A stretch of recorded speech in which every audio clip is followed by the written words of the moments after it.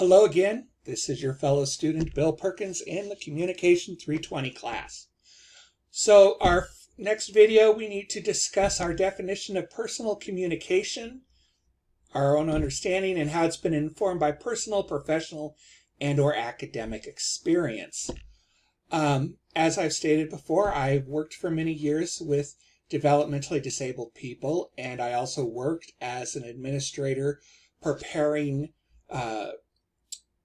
programs for those clients and training staff on how to perform those programs and how to communicate with the clients. That really informed my basis and understanding of professional communication. It taught me that you have to be concise, precise, calm, yet have an engaged tone. Avoid technical or job-related jargon and acronyms because that just confuses people that aren't in the know. And know who you're talking to. You know, are you talking to another professional? Are you talking to a family member? Are you a vendor or customer? Who are you talking to in that relational communication, and how do you present the material in a way that is aimed at them? Also, eye contact. It really is very important to look people in the face. It creates a feeling of confidence. Okay? Smile. You know, you want them to like you. And, you know, another little tip on confidence, if you don't have it, do what I did for many years. Fake it till you make it.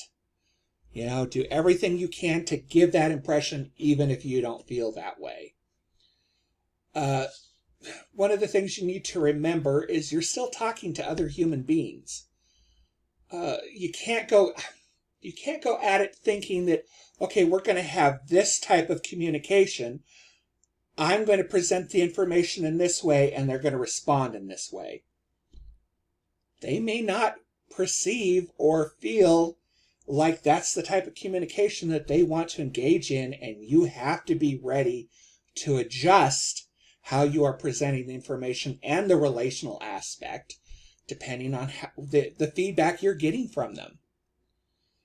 I previously took an intercultural communication class at SCC and a project management for the office class at SCC, and a class in preparing a resume and how to do an interview process.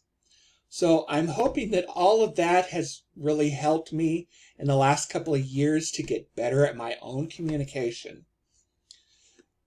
I think the biggest thing that you can take away from the first chapter, for me anyway, is about relational communication and how it's so important to understand what is your role and what is the person's role you are talking to.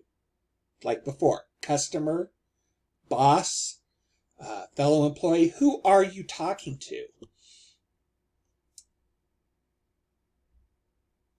And then part of that goes into, you know, what is expected in that conversation. A quick story is that years ago I had to meet with a person that was going to be providing some funding to a program I was running.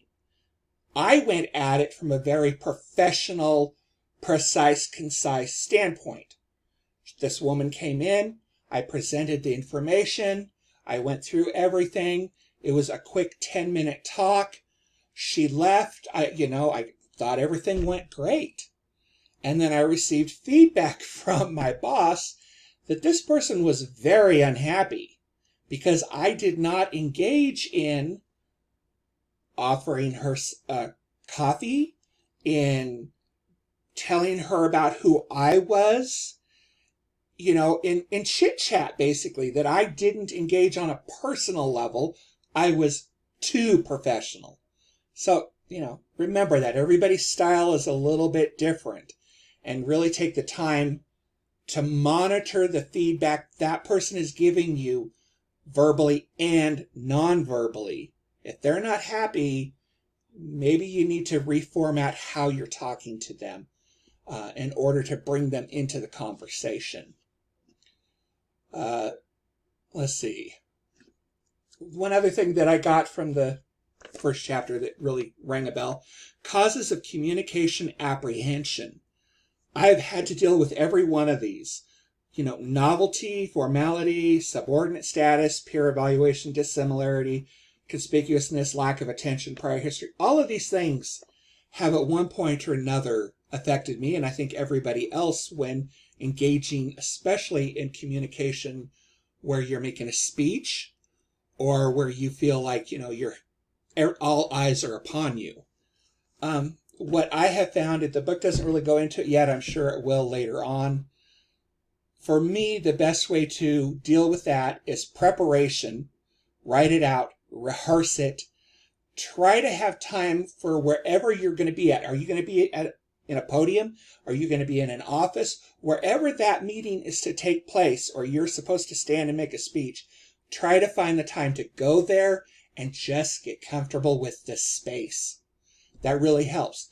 And finally, try to have some form of a meet and greet with whoever you're going to talk to before you actually have that conversation. A little bit of that personal one-on-one time, even for a minute, can really help bring down that apprehension and that anxiety.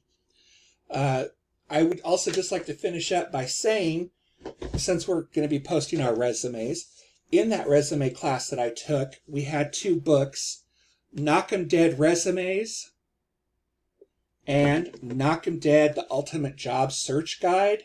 Let me get this on camera. Both of these were by Martin Yate, Y-A-T-E. I would highly recommend them, especially the Knock 'em Dead Resumes. It is so informative. There is so much information there for you, and it's very well put together. Simple, easy to understand. It's a great book. So there's my second post. I hope it was informative, and I'm looking forward to seeing what you guys have put up. Have a great day.